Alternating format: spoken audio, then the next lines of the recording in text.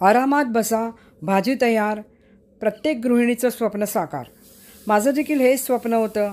आरामात आपण बसायचं आणि तिकडे किचनमध्ये भाजी तयार झाली.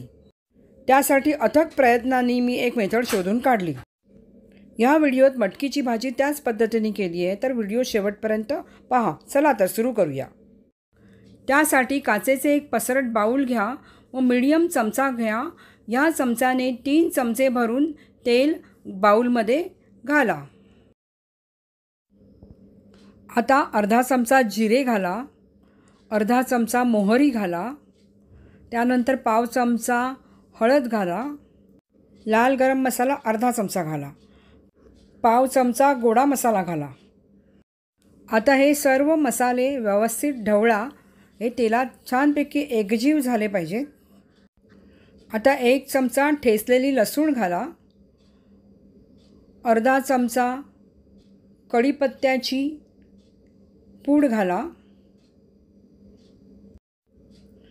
त्यानंतर अर्धा चमचा हिंग घाला,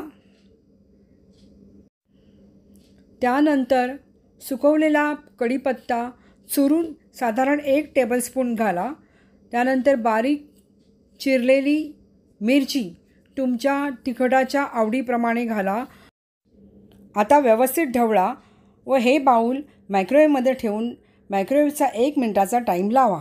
1 मिनिट संपल्यानंतर मायक्रोवेव्ह बीप असा आवाज देतो, तसेच एंड सिग्नल देखील स्क्रीनवर दिसतो. त्यानंतर बाऊल बाहेर काढायचे. बाऊलमधील मसाले व्यवस्थित ढवळायचे. पहा, मसाले कसे व्यवस्थित भाजून आले आहेत. त्यानंतर बारीक कापलेला कांदा घालायचा. याचे प्रमाण मटकीच्या अर्ध्या प्रमाणात घ्यायचे. आता मीडियम साईजचे बारीक कापलेले गाजर घालायचे आहे. तुमच्या आवडीप्रमाणे याचे प्रमाण घेऊ शकता. मटकीचे शिजल्यानंतरचे जे पाणी येते खाली ते देखील घालायचे आहे. सर्व घटक पदार्थ व्यवस्थित ढवळा. सर्व सुके मसाले, कांदा, गाजर हे सर्व एकजीव झाले की ढवळणे थांबवा. आता हे बाऊल मायक्रोवेव्हमध्ये ठेवून 2 मिनिटाचा टाईम लावा. 2 मिनिटे संपल्यानंतर मायक्रोवेव्हचा बीप आवाज येतो आणि स्क्रीनवरती एंड सिग्नल देखील दिसतो. त्यानंतर मायक्रोवेव्ह उघडून बाऊल बाहेर काढा. पहा, मी तुम्हाला दाखवते कांदा कसा व्यवस्थित भाजून आलेला आहे. हे बाऊलमधले मिश्रण मला थोडेसे सुके वाटले म्हणून मी आणखीन 2 चमचे तेल यात घातले. तेल घातल्यानंतर व्यवस्थित ढवळून यात 1 बाऊलभर वाफवलेली मोड आलेली मटकी घालायची. त्यानंतर ह्यावर चवीनुसार मीठ सर्वत्र शिंपडून घालायचे. आता बाऊलमधील सर्व घटक पदार्थ व्यवस्थित ढवळायचे, म्हणजे सगळे मसाले मटकीला व्यवस्थित लागले पाहिजेत. मी ओले खोबरे त्यात थोडासा मसाला घालून ते तेलावरती परतून ठेवून देते. तसे ओले खोबरे सुकवलेले मसाला घातलेले 2 चमचे यात घालायचे. आता बाऊलमधील सर्व घटक पदार्थ व्यवस्थित मिक्स करायचे आणि बाऊल मायक्रोवेव्हमध्ये ठेवायचे. मायक्रोवेव्हचा 1 मिनिटासाठी टाईम लावायचा.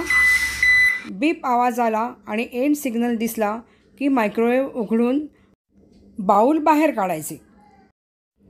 आपली मटकीची भाजी तयार झाली आहे. ती व्यवस्थित ढवळून घेऊन एका दुसऱ्या सर्विंग बाऊलमध्ये काढून घ्यायची.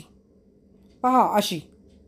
गार्निशिंगसाठी वरून बारीक कापलेली कोथिंबीर पेरायची. पहा, मायक्रोवेव्हने मटकीची भाजी तयार देखील केली.